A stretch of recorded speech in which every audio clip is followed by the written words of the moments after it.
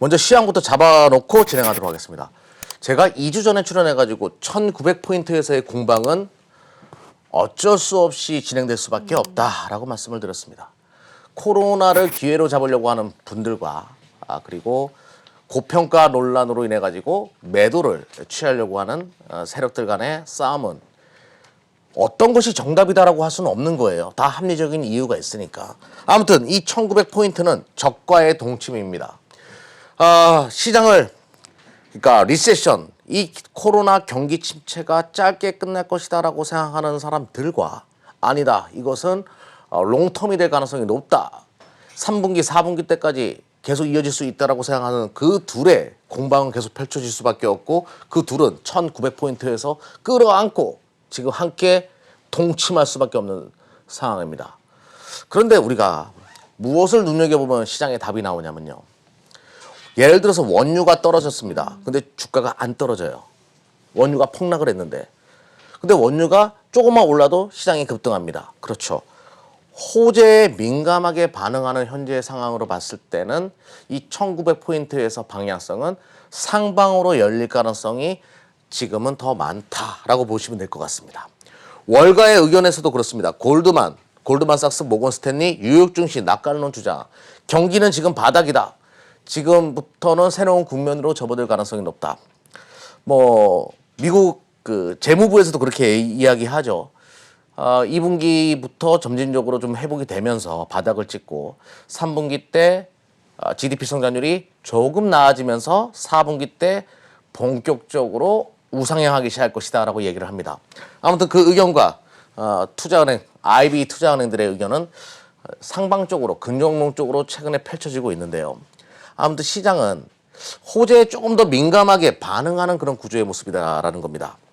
근데 여기서 어떻게 될지는 누구도 모르는 거예요. 지금은 시장을 예측하려고 하지 말고요, 대응해 나가면 되는데, 자신 있게 제가 요걸 말씀드릴게요. 대한민국 시장과 글로벌 시장과는 디커플링, 그러니까 다른 흐름을 보여줄 것이다. 시장이 하락한다라고 하더라도요, 글로벌 시장이 하락세로 다시 접어든다라고 하더라도 대한민국 시장은 짧게 떨어지고요, 글로벌 시장이 호재에 민감하게 반응해서 올라간다라고 하더라도 대한민국 시장은 더 크게 올라갈 가능성이 높다, 이렇게 봅니다. 그 네 가지 이유를 제가 지금부터 설명드릴 거예요. 그 첫 번째 이유는 제가 지지난 시간에도 한번 설명을 드렸어요. 어떻게 보면 원자재 시장을 가장 잘 맞히는 IB 투자은행이기도 해요, 골드만삭스. 근데 반도체 쪽이나 기술주도 참 잘 맞추는 투자은행입니다. 이 골드만삭스에서 2019년 11월 17일 날, 27일인데 제가 잘못 썼네요. 27일 날 보고서를 하나 냈었습니다. MSCI 신흥국 시장 내 매력도가 가장 높은 국가를 그때 산출했었는데요. 지난번에 한번 설명드렸던 겁니다. 여기에 한국이 딱 들어가 있어요. 물론 중국이나 인도와 같은, 그러니까 성장률이 굉장히 높은 신흥시장도 포함되어 있었는데 이 내에 대한민국이 들어가 있다는 얘기죠. 대한민국 성장률이 이 신흥 국가들 대비해서, 그러니까 개발도상국 대비해서 높은 편이 아닌데도 여기 들어가 있었습니다. 그리고 섹터로 가장 먼저 골드만삭스가 선택한 것이 테크 하드웨어, 그리고 세미스, 반도체였습니다. 테크 하드웨어와 반도체가 발달한 국가가 전 세계에 딱 두 개가 있죠. 신흥국에서. 그렇죠. 대한민국이랑 대만. 그러면 대만도 매력이 있지 않냐, 이렇게 바라볼 수 있을 텐데, 자, 골드만삭스의 다음 보고서 내용을 보게 되면 EPS 성장률을 추정해가지고 올렸습니다. 대한민국이 2020년도에 EPS 컨센서스가 27% 가장 높게 오른다. 대만은 12% 이렇게 잡았습니다. 그리고 이 흐름은 2021년도에도 20% 가장 높은 국가가 될 것이다. 그러니까 그만큼 반도체 가격이 큰 폭으로 오를 가능성이 높다라고 골드만삭스는 예상했던 거죠. 아무튼 요 상황에서 이래저래 가장 매력적인 국가 지수였던 대한민국 코스피와 코스닥. 근데 이런 상황에서 코로나발 악재가 터진 거죠. 그것 때문에 주가가 많이 빠졌어요, 반도체 관련된 기업들. 기회라고 보시면 될 것 같습니다. 아무튼 요거는 중요하지 않아요. 더 중요한 얘기들을 지금부터 하겠습니다. 아무튼 골드만삭스의 예상이 맞아 떨어지는 것을 보여주기라도 하듯이 코로나발 이 악재에도 불구하고 4월 달 낸드 가격은 또 치고 달리고 있습니다. 이게 스팟 가격이에요. 그러니까 이제 소매 가격이라고 보시면 됩니다. 그런데 디램 가격은 소매 가격은 떨어지는데 무서운 현상이 발생했어요. 4월 달입니다. 4월 달에 디램 가격이 평균적으로 11%가 올랐습니다. 두 자릿수 상승분을 보여줬다는 얘기예요. 고정거래 가격이. 이거는 도매 가격이에요. 도매 가격. 소매 가격은 떨어지는데 도매 가격이 올라갔다는 것은 무엇을 의미하는 거냐면요. 서버양 매출이 큰 폭으로 증가했다는 것을 의미하는 거예요. 서버. 그러니까 아마존이나 구글 이런 업체들이 도매로 떼가는 가격은 11%나 올랐다는 얘기죠. 소매 가격이 떨어짐에도 불구하고. 이거는 시사하는 바가 굉장히 크다는 겁니다. 서버 시장이 반도체 가격의 주요 포인트로 자리 잡고 있다. 주요 원인으로. 이거를 골드만삭스는 유추해냈던 거죠. 아무튼 그 결과 어떤 현상이 지금 발생하고 있냐면 아마존 클라우드 같은 경우에는 그러니까 아마존의 AWS예요. 아마존 웹 서비스 같은 경우에는 전년 대비해가지고 매출의 그 성장률이 33%를 보여줬고요. 아마존의 총 영업이익의 70%가 그 온라인 전자생 거래가 아니라 이 아마존 클라우드 웹 서비스 데이터 센터를 기반으로 한 웹 서비스에서 70%가 만들어집니다. 그만큼 아마존의 시가총액의 가장 중요한 부분은 바로 빅데이터를 저장해주는 이 클라우드라는 거예요. 여기에 들어가는 게 뭐라고요? 디램이나 낸드라는 거죠. 그리고 자일링스 그걸로 유명하죠. 자율주행. 이 자일링스 1분기 때 굉장히 어려웠는데 77%의 영업이익 성장률을 보여준 거는 또 데이터 센터였습니다. 애플도 마찬가지예요. 애플도 하드웨어죠. 모바일 판매는 저조했음에도 불구하고 클라우드나 이 데이터 센터 기반으로 한 산업은 좋았다는 거예요. 중요한 부분이겠죠. 데이터 센터에 대한 이 거대한 빅데이터 공룡들, 소프트웨어 기업들의 구매는 계속 진행되고 있다. 디램 가격이나 낸드 가격이 떨어지기가 굉장히 어려운 구조라는 거죠. 그리고 또 하나. 그러면 2분기에도 삼성전자 실적은 좋아질 가능, 반도체 쪽의 실적은 기대를 해볼 만하다는 거겠죠. SK 하이닉스도 마찬가지고. 근데 애석하게도 이 삼성전자나 SK 하이닉스는 외국인들이 지속적인 매도에 의해서 주가가 코로나발 악재가 완화되는 현재 구간에서도 1450포인트에서 1900포인트 V자 반등이 나왔음에도 불구하고 L자형 그림을 그린다는 겁니다. 그러면 여기서 시장이 안 좋아져가지고 추가적인 하락이 만들어진다라고 하더라도 삼성전자가 버팀목이 될 가능성이 높다는 얘기죠. 그리고 시장이 올라간다라고 했을 때 삼성전자나 반도체, SK 하이닉스와 같은 반도체를 주축으로 해서 시장을 추가적인 상승을 끌어올릴 가능성이 높다라는 거예요. 제가 서두에도 말씀드렸죠. 글로벌 시장이 하락세로 접어든다라고 하더라도 대한민국 시장은 덜 빠진다. 왜? 삼성전자 실적이 좋음에도 불구하고 주가가 간 것이 없기 때문에. 그러면 하락에 대한 저항선이 굉장히 지지라인이 굉장히 강하다는 것을 의미하는 거겠죠. 또 상승한다라고 하더라도 실적이 2분기 때도 원만한 가능성이 높기 때문에 시장은 주도할 가능성이 높다라는 겁니다. 그래서 이래저래 지금은 주식을 사야 되는 것이 맞다라는 거예요. 특히 반도체 쪽은 관심 있게 보셔야 된다. 결과론적으로 대한민국 지수의 이 방패 역할을 하는 것은 반도체가 될 수밖에 없다. 그러면 반도체도 시장이 올라갈 때 또 주도주 역할을 할 가능성이 높기 때문에 메모리 반도체 관련된 종목 한 종목 정도는 내 포트에 꼭 편입을 해야 된다는 거죠. 메모리 반도체. 꼭 기억을 하셔야 됩니다. 아무튼 결과론적으로 방패막인 반도체가 있기 때문에 대한민국 시장은 첫 번째 가장 강할 가능성이 높은 이유 중에 첫 번째 이유가 되고요. 두 번째 이유는 국내만 또 다른 국면으로 접어들었다는 겁니다. 전 세계가 아직까지도 코로나발 이 악재로부터 회복되지 못하는 상황인데 대한민국은 신규 확진자가 그러니까 일요일날 뉴스였으니까 5월 5일날 뉴스였죠. 3명이었고 국내 발생 이틀 연속 제로 이런 뉴스가 나왔습니다. 점진적으로 대한민국은 이 국면으로부터 새로운 국면으로 접어들고 있구나. 이런 걸 우리가 유추해 볼 수 있고 그러면 위험 자산에 투자하는 많은 자금들이 이제 슬슬 위험 자산을 담아볼까 하는데 대한민국이 가장 빠르게 이 문제를 극복하니까 굉장히 매력적인 지수로 보일 가능성이 높다는 거겠죠. 저라도 월가의 펀드 매니저라고 하면 대한민국 주식 살려고 할 거예요. 또 하나 이제 이것만 있었냐? 아니죠. 한국의 1분기 GDP 성장률이 1.4%. 가장 양호했어요. 경제 규모가 비슷한 국가들 그리고 코로나발 리스크로부터 가장 완만한 결과를 만들어냈다는 얘기죠. 물론 2분기도 지켜봐야 되겠지만 지금 4월 달이에요. 이제 5월 달 새로운 국면으로 접어들었기 때문에 대한민국 경기는 뭐 1분기 대비해서 더 좋아질 가능성도 높겠고 이래저래 대한민국이 참 매력적으로 보일 가능성이 높다는 얘기죠. 어차피 위험자산 쪽으로 시장의 유동성은 많이 풍부해졌어요. 위험자산으로 자금이 갈 수밖에 없는 상황에서 기왕이면 대한민국 주식으로 넘어올 가능성이 높다. 두 번째 이유, 코로나발 악재를 대한민국이 가장 빠르게 대처했고 잘 대처했다. 자, 그리고 세 번째 한번 보도록 하죠. 세 번째로는 트럼프 지지율 하락입니다. 트럼프 지지율 하락이 대한민국 지수의 매력도와 무슨 상관이냐? 트럼프가 지지율이 바이든 대비해가지고 한 6%, 한 5% 빠지는 것 같아요. 그러니까 뭐 중국을 다시 그 관세를 매기겠다. 뭐 이런 얘기 나오지만 이거는 정치 쇼일 가능성이 높겠고 일단은 재선을 얻기 위해서 선택할 수 있는 방법이 가장 지금 트럼프가 빠르게 분위기를 역전할 수 있는 방법 중에 하나가 김정은 위원장과의 새로운 국면을 만들어내는 전략이겠죠. 그러면 한반도에 지금 분위기가 느낌이 이상하죠. 김정은 건강하게 돌아와 기쁘다. 특히 또 뭐 이런 사설도 나왔더라고요. 김정은 위원장 입장에서는 바이든이 되는 것보다 트럼프가 되는 것이 나을 것이다. 왜? 기존의 톱다운 방식을 유지할 가능성이 높기 때문에. 그래서 트럼프 재선 전에 김정은 위원장이 빠르게 움직일 것이다. 이런 이야기도 있어요.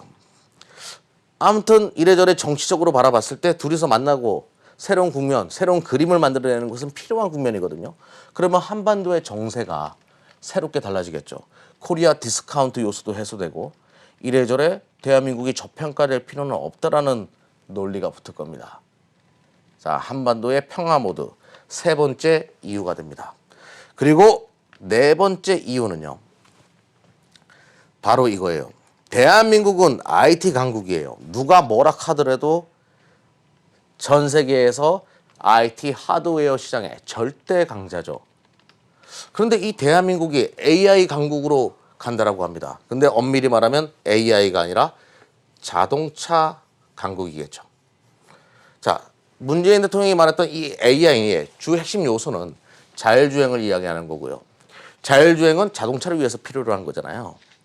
대한민국이 이제 IT에서 자동차까지 가장 고부가가치 산업인 자동차까지 올해 2020년도 장악할 가능성이 높다는 얘기죠. 그럼 여러분들 머릿속으로 지금 반짝반짝 생각나는 게 뭐예요? 야, 현대기아차가 잘 된다고? 아니, 그런 얘기가 아닙니다. 다른 논리예요. 바로 이거죠. 이게 2019년도 대비해가지고 2020년 2월 달까지 전기차 배터리 시장 점유율이에요. 여기서 주목을 해야 되는 것은 작년에 LG화학이 13.5%였는데 올해 2월 달에 1분기 때 전 세계 전기차 배터리 시장 점유율 30%까지 올라가요. 2배 이상 올라가죠. 그 이유가 뭐냐 이거죠. 그리고 저는 여기서 자신 있게 말씀드릴게요. 올해 하반기 때 삼성 SDI나 SK이노베이션은 5위 안에 들어갈 겁니다. 그러면 대한민국이 1위부터 5위가 안에 3, 4나 올리는 전기차 배터리 쪽에서 그런 흐름을 보여줄 가능성이 높다. LG화학이 파나소닉을 잘 봐가지고 전 세계 시장 점유율 1위를 차지하는 것은 시간 문제다. 저는 이렇게 말씀드리겠습니다. 그러면 왜 그럴까요? 왜 대한민국 IT에서 자동차 강국으로 가는가? 자, 제가 저번에도 한번 설명드렸어요. 요게 5,800만 원짜리 중국에서 판매되는 테슬라 롱 레인지 스펙이에요. 모델 3. 근데 이게 668km를 갑니다. 이게 668km를 가게 된 배경은 누구 때문일까요? 바로 LG화학 때문이에요. 1월 달에 파나소닉이 테슬라 요거 그 모델 3 중국에서 판매되는 거 70% 배터리를 담당했고요. LG화학이 30% 담당했습니다. 그런데 2월 달이 돼서 중국에서 그 테슬라 기가 팩토리가 1월 29일부터 2월 10일까지 쉬었어요. 락다운 했었습니다. 그리고 나서부터 갑자기 테슬라가 2월달 들어와가지고 100% LG화학의 배터리를 썼는데 거기서 뽑아낸 자동차가 이거예요. 기존의 전기차 450m 가면 짝짝짝 이랬는데 668km짜리가 나온 거예요. 누구의 배터리를 탑재해서? 대한민국 LG화학의 배터리를 탑재해서. 테슬라 입장에서는 LG화학으로 방향을 선회할 수밖에 없었던 거죠. 그러면 LG화학만 이렇게 만들어내냐?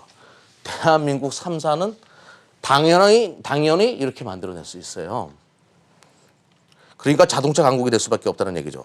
아무튼 이래저래 테슬라가 이런 식으로 600km 이상 가는 걸 뽑아내기 시작하니까 BMW 발등에 불이 떨어질 수밖에 없죠. 전기차 i4 주행거리 600km짜리 나온다. 5월 1일 날 발표했습니다. 이런 디자인, 콘셉트카지만 이런 디자인으로 나올 것이다. 기대해달라. 기존 완성차 입장에서는 발등에 불이 떨어질 수밖에 없는 거예요. 폭스바겐도 마찬가지입니다. 야, 600km 가는 게 나왔어? 이제 난리 났네. 우리 이제 폭스바겐 ID3가 나오기로 되어 있었거든요. 2분기 때. ID3는 뭐 많이 끌어봤자 500km고 350에서 500km 사이가 일반적인 수준이었습니다. 아니야, 나 이렇게 나오면 ID4 내놓을 거야. 연내 내놓을 거야.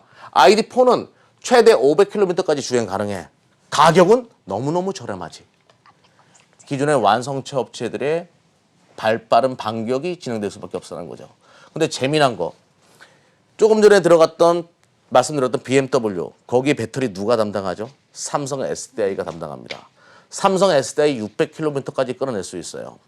폭스바겐에 들어가는 배터리 LG와 삼성 SDI, SK 이노베이션이 담당합니다. 자동차 강국이 될 수밖에 없죠. 전기차 시대가 도래했을 때 누가 가장 수혜를 받을까요? 대한민국이 최대 수혜를 받을 수밖에 없는 거예요. 그런데 이게 몇 년도부터 진행되는 거라고요? 2020년도. 지금 코로나발 악재가 해소되기 시작하면 요 차들이 나오기 시작하고 여기에 들어가는 배터리는 대한민국 업체들이 찍어내는 거죠. 그러면 여러분들 생각을 한번 해보자고요. 여러분들이 외국계 투자은행이에요.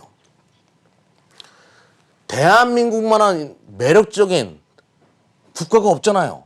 IT, 반도체 가격도 올라가고 있고 IT도 가지고 있고 반도체도 가지고 있고 자동차 시장의 핵심인 전기차 시장의 핵심인 배터리 3사도 가지고 있고 대한민국 시장 참 매력적입니다.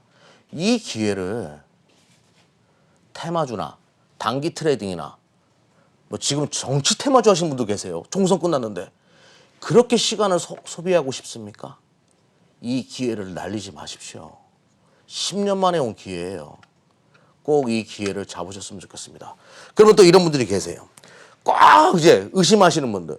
아니 전기차 난 사지도 않는데 난 살 생각도 없는데 또 유가가 폭락했는데 전기차 시대가 되겠어? 에이 답답한 사람이네. 이렇게 말씀하는 분들 계세요. 다 수용합니다. 근데 제가 분석하는 것보다 더 똑똑하고 이것에 대해서 더 많은 지식을 가지고 있는 사람들은 누굴까요? 그렇죠. 배터리 3사에 근무하는 사람들이겠죠. 대기업의 존폐를 담당하는 임원들이겠죠. 그들이 어떻게 하고 있는지 한번 보자고요. LG화학 같은 경우에는요. 유럽 내에서 판매량을 2019년도 대비해서 2020년도 이 난리통에 또 50% 이상 증가시킵니다. 40GWh에서 68GWh니까 더 증가시켜요.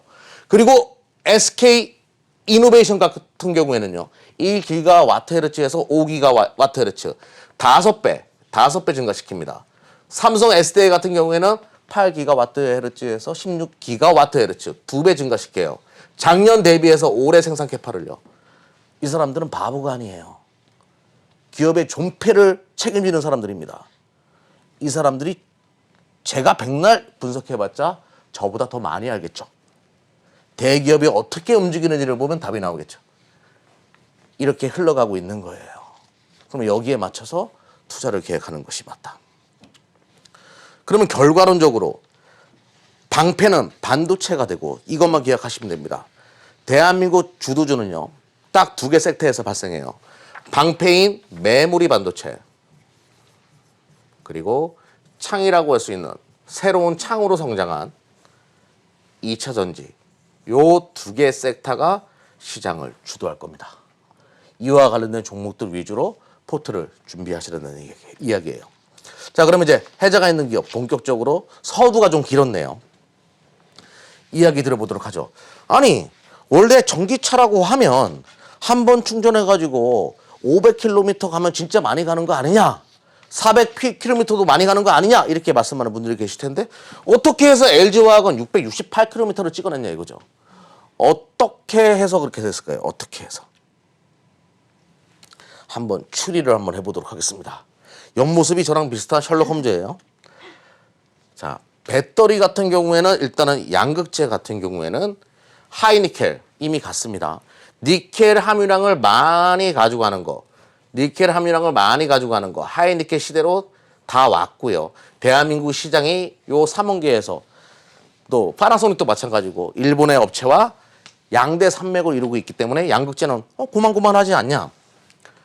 그리고 동박도, 이 둘러싸고 있는 동박도 6 마이크로미터까지 왔어요. 6 마이크로미터까지 왔으니까 이것도 고만고만하지 않냐. 이 전에 가운데 전해액은 전고체 시대는 아직까지 열리지 않았으니까 요거는 뭐 지금 합성 단계니까 상용화 단계는 아니니까 일단은 요거는 물음표고. 뭐가 달라졌냐 이거죠. 하나 남은 게 하나 있네요. 배터리 출력을 크게 증가시킬 수 있는 방법 중에 하나. 그렇죠. 음극재가 남았어요. 음극재 시장에서 뭔 큰 변혁이 발생했다라는 건데, 자, 음극재를 한번 좀 더 분석을 해보도록 하겠습니다. 음극재를 크게 에너지 용량을 최대한 끌어올리는 방법이 뭘까? 지금 전 세계에서 가장 많이 사용하는 건 천연흑연이죠. 대표적인 기업이 중국의 BTR. 그리고 뭐 인조흑연은 뭐 저기 일본 업체들이 많이 잡고 있는데, 에너지 밀도와 용량 밀도로 봤을 때 560, 뭐 553, 1.99, 2.02 고만고만해요. 뭐 크게 달라진 게 없습니다. 근데 맨 아래 금속 복합계라고 되어 있는데 달라요. 용량 밀도도 660을 넘어가고 에너지 밀도도 2.13. 월등히 달라지죠. 그러면 요거를 개발한 음극재가 있다라고 하면 아까란다 이게 사투리죠. 조금 전에 설명드렸던 668km가 가능하다는 거예요. 그러면 LG화학이 요거를 성공했을 가능성이 너무너무 높아지는 거죠. 그러면 어디가 성공했을까요? 어떤 기업이 해줬을까요? 대한민국에서 금속 복합계 음극재에다가 사활을 걸었던 기업이 하나 있죠. 지금 막 채창이 막 올라왔으면 좋겠네. 대주전자재료. 대주전자재료가 성공했을 가능성이 높다. 이 설명 좀 해드릴게요. 기존에는 이제 흑연으로 이렇게 배터리를 만들어내는데 여기다가 실리콘을 섞는 거예요. 근데 실리콘을 섞다 보면 어떤 문제가 발생해지냐면 분자 구조가 달라지면서 이것이 팽팽해집니다. 팽팽해지면 어떻게 되죠? 폭발하죠. 이게 가장 큰 문제였는데 요거를 해결해 줄 수 있는 기술이 산화막 코팅이라는 것이 있어요. 요 산화막 코팅을 유일하게 특허권을 가지고 있는 기업이 전 세계에 딱 하나가 있습니다. 그게 바로 대주전자재료예요. 그러면 제가 백날 말을 해봤자 뭐합니까? 대주전자재료가 기업 공시에다 올린 내용을 보게 되면 2019년부터 양산 공급하기 시작했다라고 해요. 근데 아직까지는 상용화 단계가 적다 보니까 대량으로 찍어내지 못했죠. 근데 요 음극재를 쓰게 되면 에너지 밀도를 향상시키고 여러분들이 전기차 구매에 가장 크게 걸림돌이 되는 거 급속 충전도 가능하게 만들어줘요. 요 실리콘을 넣어버리면 요거를 성공하는 기업은 말 그대로 대어를 낚시하게 되는 거죠. 성공했을 가능성이 높은지 안 높은지는 잠시 후에 설명드릴게요. 그리고 2021년부터는 실리콘계 음극재가 적용된 다양한 전기차 모델들이 본격적으로 출시됐고 작년에 나온 보고서입니다. 근데 2020년도에 앞당겨서 진행됐을 가능성이 높죠. 왜? 모델 3 출력을 봤을 때는. 그러면 한번 보자고요. 백날 우리가 분석해 볼 필요 없어요. 기업이 어떻게 움직이는지를 보면 알 수 있습니다. 공장을 짓는 걸 보면 알 수 있거든요. 자, 대주전자재료가 실리콘, 복합산화물 생산 능력 확대. 자, 1차적으로 2019년 7월에 완공했어요. 이것이 LG화학으로 들어가고 있는 것이죠. 그런데 성능이 좋아. 너나 나나 다 원해. 이거를 달게 되면 600km 이상 갈 수 있어. 그래서 2019년 말에는 생산 능력을 20이라고 분류한다라고 하면 월 20톤인가요? 20톤으로 분류한다라고 하면 2020년 말 100톤 5배 증가시킨다. 기업이 이렇게까지 생산 캐파를 증가시킨다는 거는 고객사의 주문이 쇄도하고 있다는 거예요, 여러분들. 그럼 당연히 실적은 좋아질 수밖에 없는 거죠.